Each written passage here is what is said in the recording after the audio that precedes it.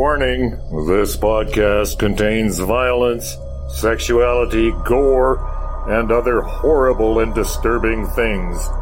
Listener discretion is advised.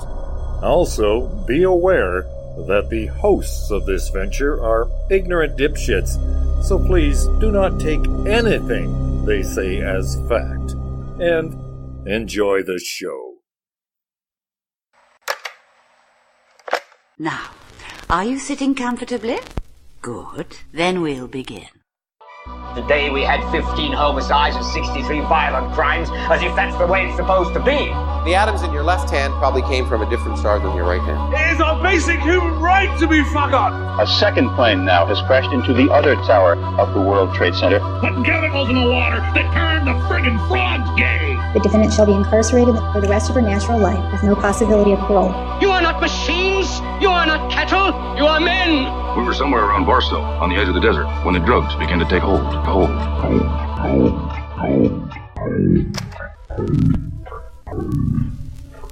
Occultae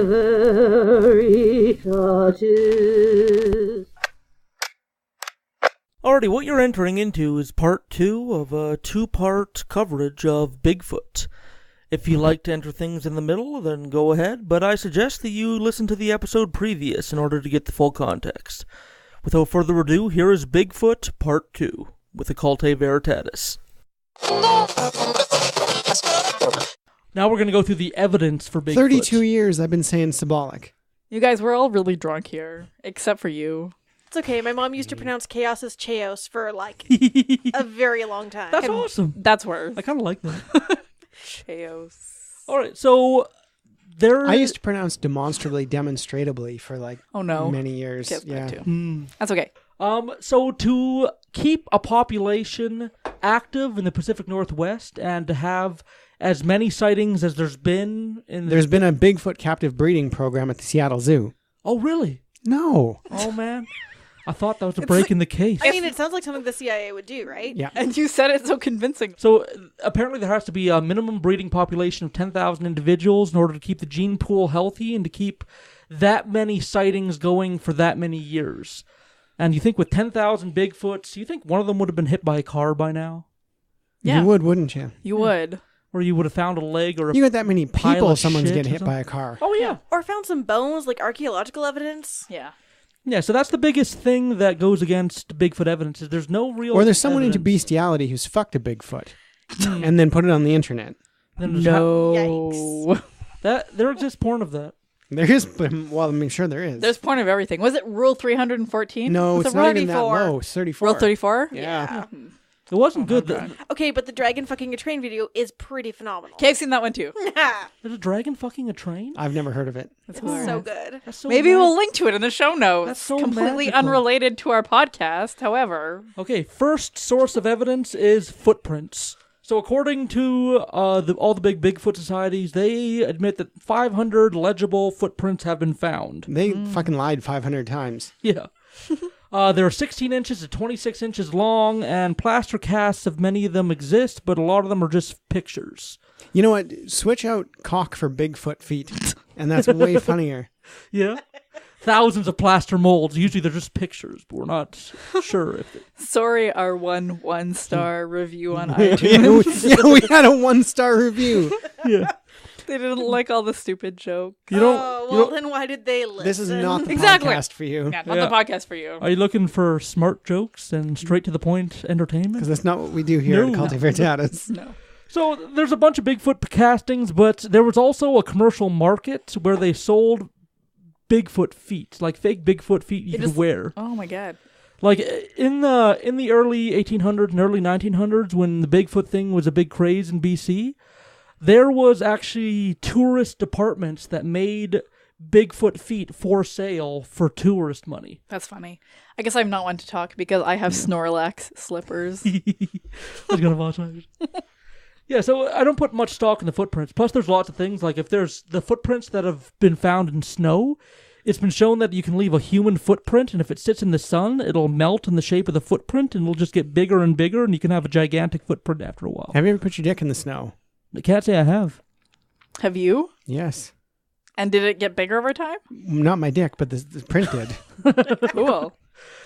There we have it. Yeah. Proof. We're on the latest scientific explanation. Leon puts his dick in the snow. Oh, yes. That's the thing he does. Not frequently. Maybe you should start doing it frequently. Yeah. A second source of evidence is Bigfoot dwellings, so Bigfoot living places. Once a month or so, just to make sure it still works. The print, not my dick. That gets tested more often. So a local Washington news crew searched for a Bigfoot because there's lots of activity in the area, apparently, and they found a dome-shaped structure made of branches that was big enough for 3 grown men to sit in.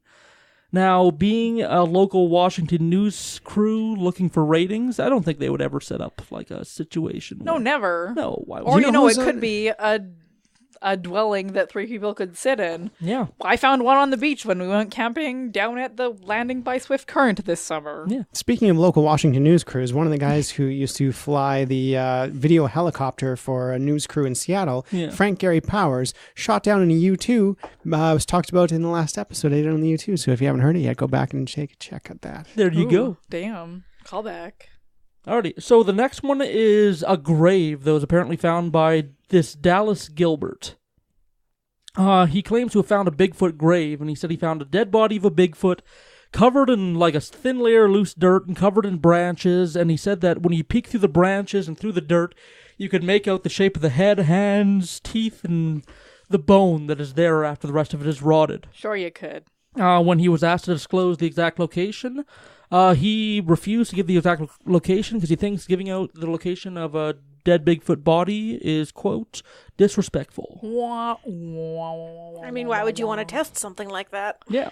Why would you ever need proof of something, such a fantastic claim? Yeah. Why would you ever need that? So the sounds that are generated by Bigfoot are apparently very unique and scary. They can't be confused for any other animal. They're very unique. Like that? Incredibly unique. So super accurate. What does the Bigfoot sound like? Yes. Bigfoot. I'm a Bigfoot. Bigfoot. Bigfoot. Listen.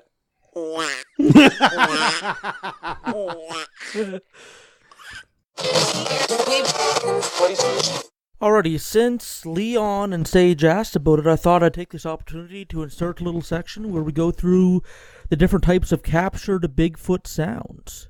So this first one is known as the Ohio Howl. It was captured in Westville, Ohio, or in a forest near there, by Matt Moneymaker. Now, Matt Moneymaker is a member of a Bigfoot hunting team. He has his own TV show. And apparently he caught this sound near Wellsville, Ohio.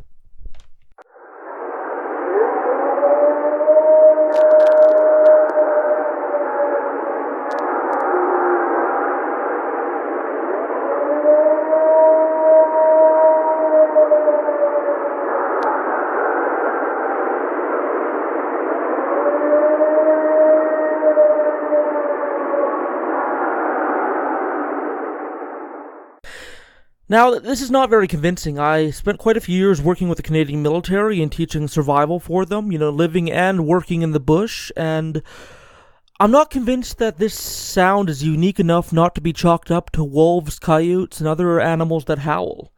It could be just a fairly large wolf with a fairly robust chest cavity that's able to make that pitch of howl, so I don't think that is too far out of the realm of possibility. I don't think we have to chalk it up to Bigfoot just because there's a especially low howl.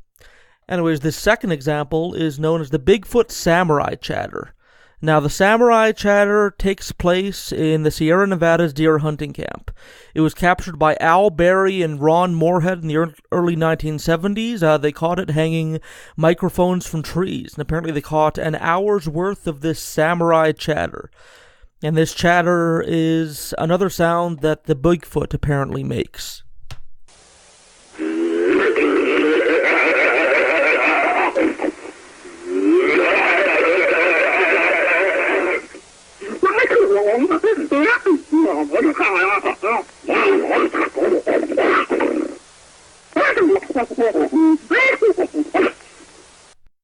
Now, I know I'm supposed to keep an open mind here, but when I listen to that chatter, it just sounds like a guy fucking around with a microphone.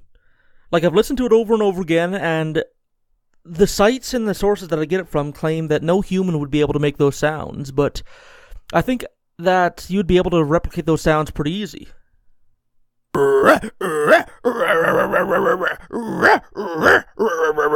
And see, that was just off the cuff. That was just me fucking around with my microphone, and I don't think it's too far away from the sounds he made. Now, if you had time to practice and you were able to record in, you know, an echoey mountain valley instead of in a tiny spare room of an apartment in Canada, I think you'd be able to replicate those sounds pretty easily, especially if somebody had a tone of their voice that's a bit deeper than mine and is able to make some of those sounds reverberate and echo. I think it'd be pretty easy to replicate those sounds. Another thing that was captured in this area was, I guess, long-distance chatter. Now, this is chatter that has been heard over long distances, kind of like a coyote yipping.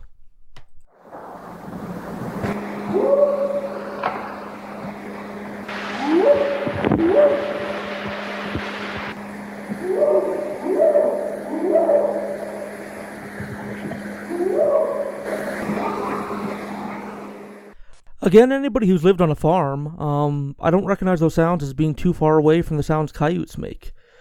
You know, coyotes are very playful animals. They play with each other, and they yip and they bark, and they make little chattery sounds when they're wrestling with each other and when they're engaging in hunting play with each other, especially young coyotes. Young coyotes don't know how to formalize a yelp or a howl very well, so it often comes as weird, giggly chatter. So I don't see any of those sounds that couldn't be chalked up to coyotes. But as always, you, the listener, you can decide for yourself. Another type of Bigfoot communication that I won't even put on here because it could be just about anything, and it'll just sound like me hitting things, is known as percussion communication or taps. And that's the purported idea that Bigfoot will take a big log or a big rock or something big and heavy and smack it against another rock or another tree in order to make echoing, booming sounds across the forest. Some type of Bigfoot-level Morse code. Now, this can be from just about anything. It could be from woodpeckers pecking on trees. It could be from animals rubbing themselves against trees and the trees knocking together because of it. Or it could be just from natural foliage falling on each other, rotting and stuff like that. If it's a repeated pattern of knocking and tapping, there could be some human involvement. Or it could be even something like, you know, a workshop working on something and it's carrying through the echoes of the valley. Sometimes weird sounds in the forest can be chalked up to very human-like activity. Some type of machinery or some type of activity, such as trees being chopped down or hiking or anything like that, can be chalked up to weird, rhythmic Bigfoot tapping activity, when really it's just a human or machinery sound being carried by the valleys of the forest. And sometimes the echoes of those sounds can appear very alien in nature, or in this case, very Bigfoot in nature. The last type of sound we'll be going over in this episode is the Bigfoot screams. These powerful screams are of unknown origin. They're typically unclassifiable. Critics say they don't sound like a fox, they don't sound like coyotes, and they don't sound like humans, and many of the screams possess a demonic or evil quality. The one we're going to be listening to is the Polyup Bigfoot scream. In the spring of 1973, a young boy and girl rode their bikes through a forested area. They reported hearing this scream, and they came back and got somebody to record it.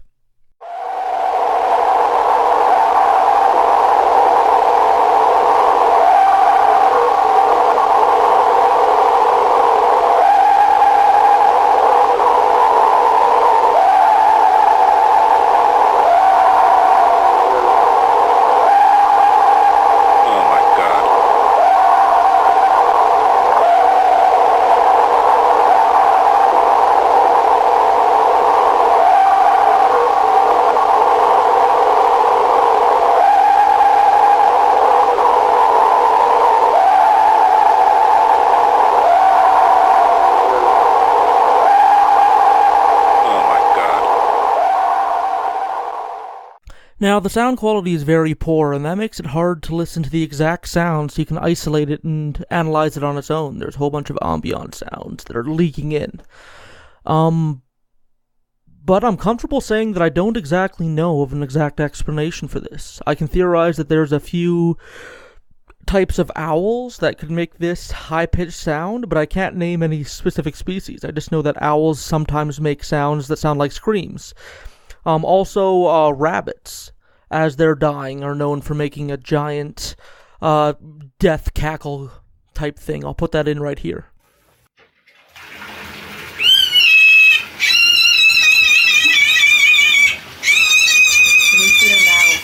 Now, that specific clip was taken from a rabbit who was just very angry that he was getting a bath. So, who knows what kind of sounds they can make when they're on the edge of death and trying to startle the predator enough to let them go. It could be even more haunting. But even that is sort of similar. But I'm comfortable saying that I don't know where that screaming sound comes from. But I'm not comfortable with placing my trust in the theory of Bigfoot as the explanation for those sounds when I don't know, and I suspect it could be other things that already have been proven to exist is a perfectly acceptable answer. Oh man. I am not sorry for that. I hope you keep that. Mr. Bigfoot in the studio. Oh my god. How did you get into my apartment, Mr. Bigfoot? He knew the code. Alrighty, so there is a guy named... I gotta do one of my own episodes. He described the sounds of a Bigfoot very dramatically. Who would like to read it? Oh, Leon would like to read it. What am I reading? You're reading that thing that we read earlier. Read the paragraph besides first. So this is how he describes the sound of a Bigfoot. The deafening screaming, choking, belching moan from the ridge was chilling.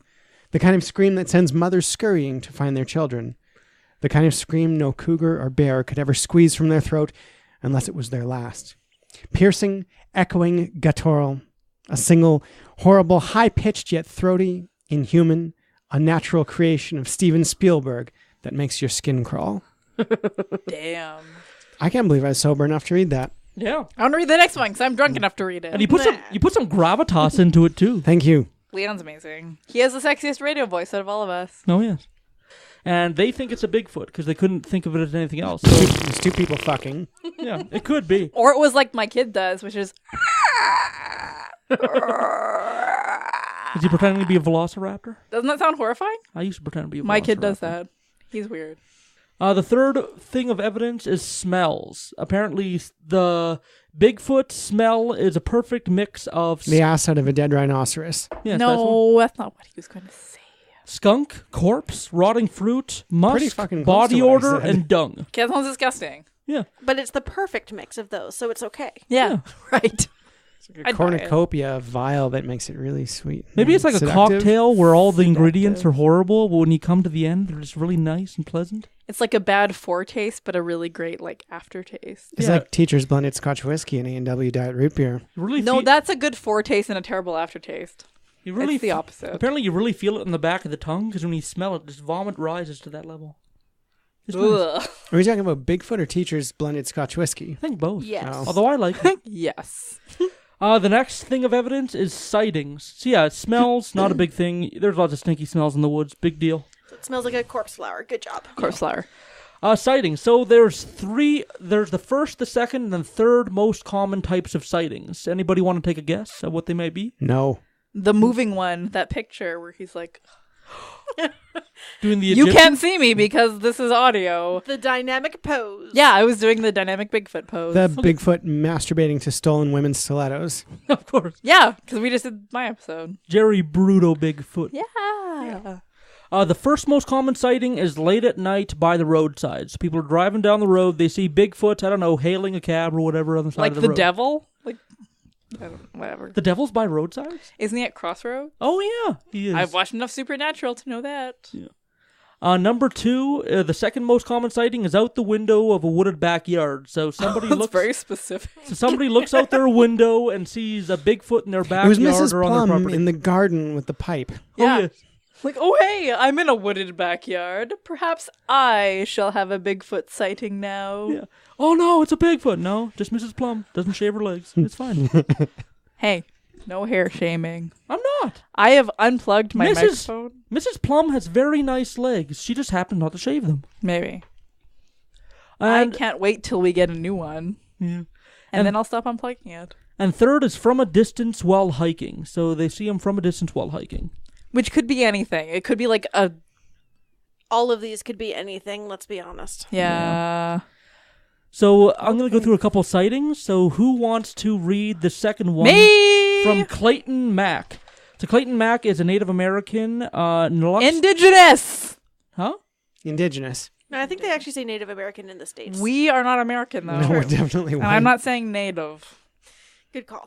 Okay, so Indigenous American. I don't think the American bit's important. Whatever. From the Nawaktuk Nation. He was a reputable grizzly bear hunter that worked in Canada for 50 plus years. Cool. All right. I was fishing in Quatna all by myself in August. I had a 30-foot boat with a single-cylinder engine. I got to Jacobson Bay, about 15 miles from Bella Coola, which is in BC, when I saw something on the edge of the water. It was kneeling down. It was kneeling down like... And I could see his back humping up on the beach. I don't know if I can read this. It looked like he was lifting up rocks or maybe digging clams. But there were no clams. For a while there, I thought it was a grizzly bear. Kind of a light color fur on the back of his neck, like a light brown. I nosed right in toward him to almost 75 yards to get a good look. He stood up on his hind feet, straight up like a man, and I looked at it. He was looking at me. Gee, it don't look like a bear. It has arms like a human being. It had legs like a human being. And it got a head like us. I kept on going in toward him. He started to walk away from me, walking like a man on two legs. He was about 8 feet high. He got to some drift logs, stopped and looked back at me. He looked over his shoulder to me, to see me. Grizzly bears don't do that. I never see a grizz run on its hind legs like that. And I never see a grizzly bear look over his shoulder like that. I was right close to the beach now. He stepped up on those drift logs and walked into the timber. Stepped on them logs like a man do. I watched as he went a little higher up the hill. The wind blew me in toward the beach. So I backed up the boat and kept on going to Quatna Bay. That was really hard to read.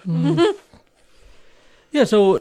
what gives that credibility is he was a grizzly bear hunter for 50 years, but I think that also works against him because I think having that certain level of confidence can bias you a bit. I like how they said he was a reputable grizzly bear hunter. Yeah. As who's to measure his level of ill repute?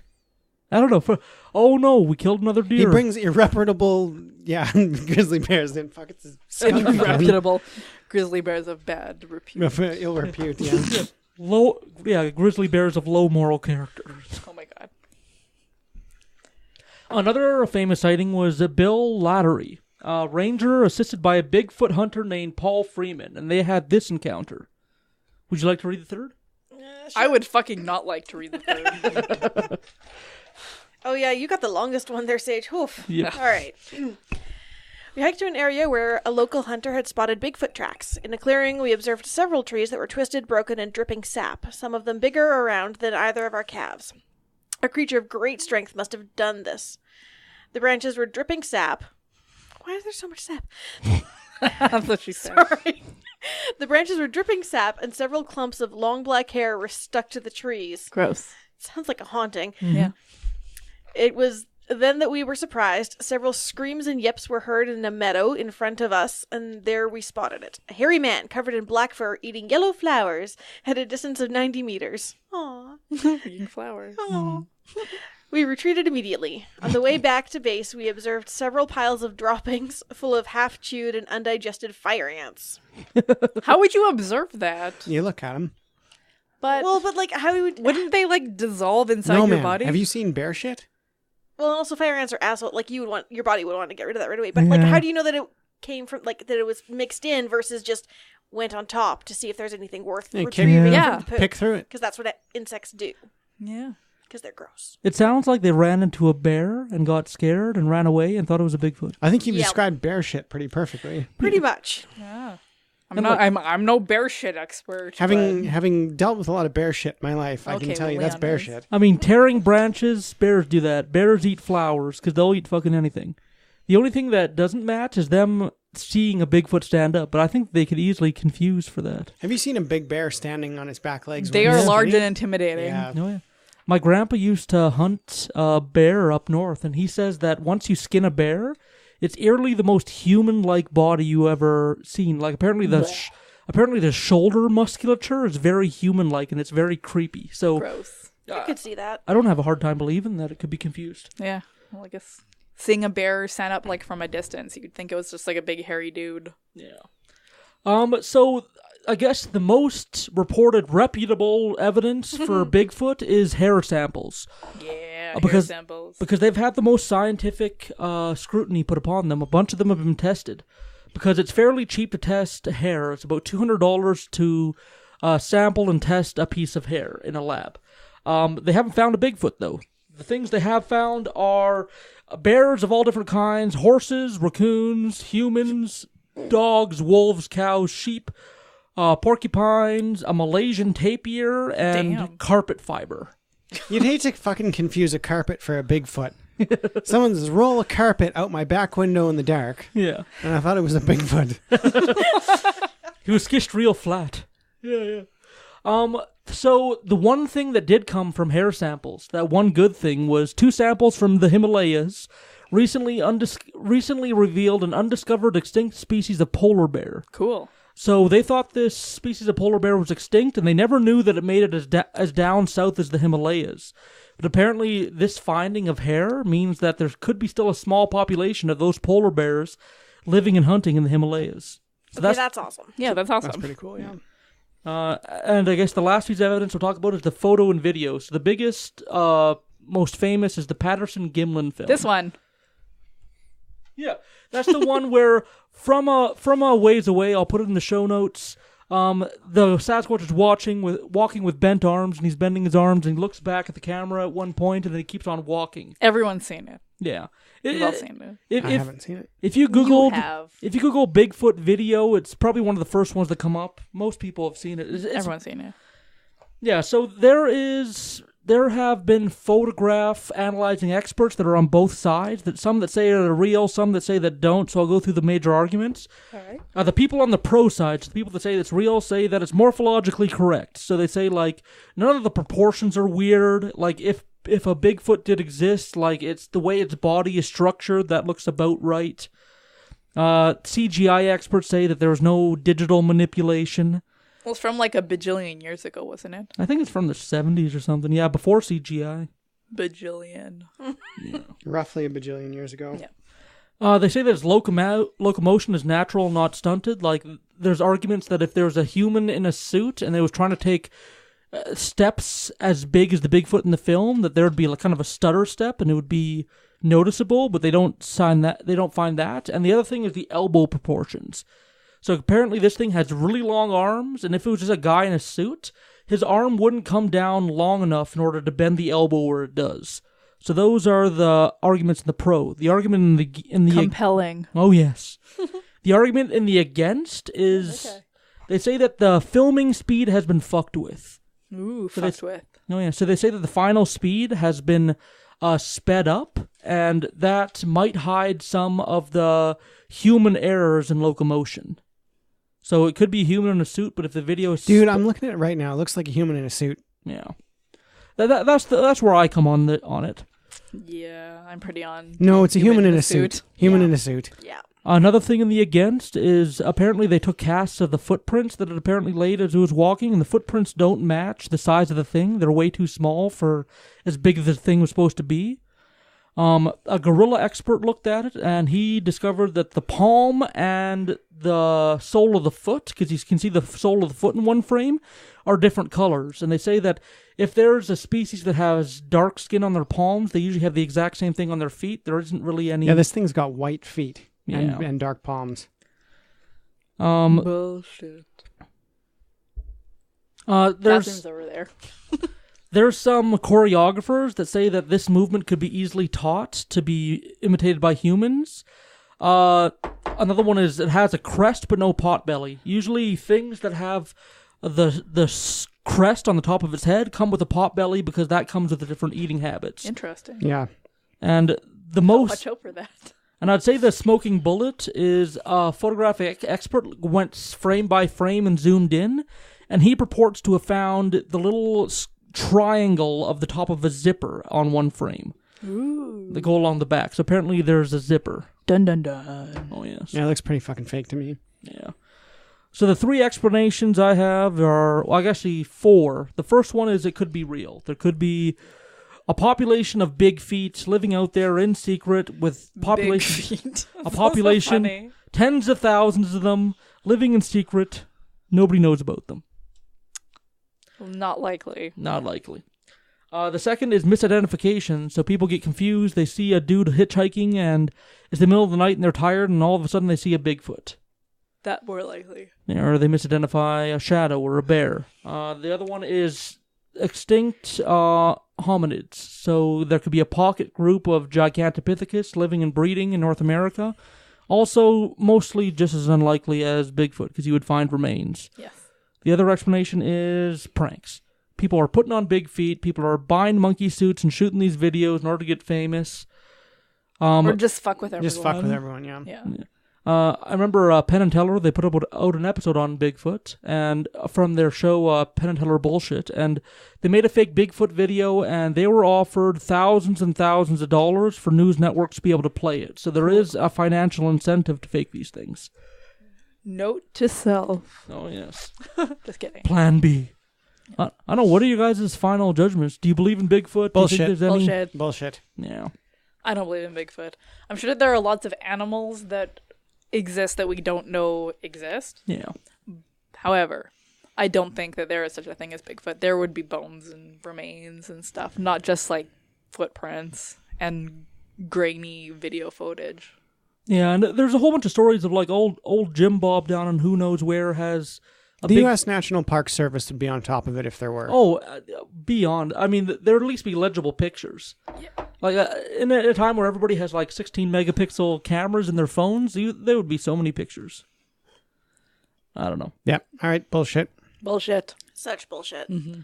All right. If you can argue against us, feel free to go to our website, www.ovpod.ca, leave a voicemail, send an email. I'll read it on the after show. I'll argue with you. I have no problem with that. Join all of our shit. Yeah. Like all our Facebook stuff. Follow us everywhere. Apparently we're on Instagram. I don't know if anyone uses that, but we're there too. Actually, we have the most followers out of all our social media pages on Instagram. Are you serious? We have 1,071 followers on Instagram. I think you're fucking idiots. We have like... I use Instagram. We have 500-ish followers on Facebook, and we have like 400-ish followers on Twitter. That's cool. Yeah. I don't use Twitter either. My guinea pigs have more followers than that. Oh, no. Guinea pigs are pretty fucking cool, though. Yeah, I have to compete with cute guinea pigs. I don't know if I can do that. Yeah. Anyways, I've been Ood. I'm Leon Filger. You're fucking fast again. That's what she says. I am Sage Murray. Thank you for joining in and bullshitting about Bigfoot. And in studio. In studio. And in studio. Immy. Yes, thank you Way for coming. to fucking be rude. I know. Jackass. I know. We still love you. Yeah, love you. And we love Immy. Yep. Goodbye. Cheers. Bye-bye. And playing us out this episode will be the Bigfoot song by Stromworks. It's amazing what you can find in the public domain. And remember to join us after the palate cleanser for our after show. I'm going to be reading a very touching email from a fan who has schizophrenia and their thoughts on our Vince Lee episode. So stay tuned.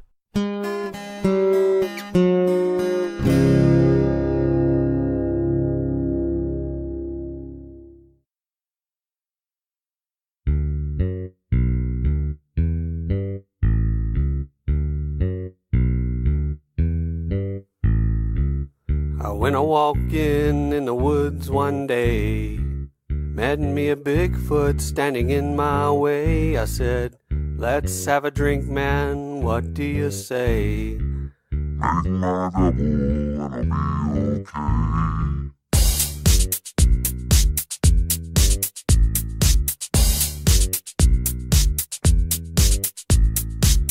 Well, did you know about the mystery?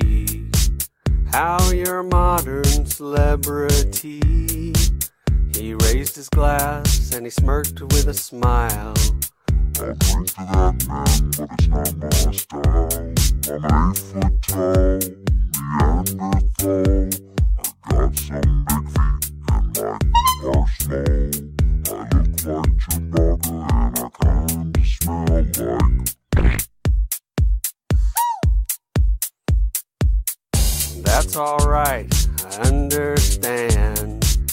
I'm not your average mountain man. I'm not afraid to call you my friend. We'll kill this bottle, and in the end, I'm an 8-foot tall Neanderthal. I got some big feet, and my are small. I look like Chewbacca, and I kinda smell like. So if you're walking in the woods one day and see a Bigfoot standing in your way, an offer of suggestion, buddy, if I may, a double shot of whiskey and you'll be okay. Pour me another one.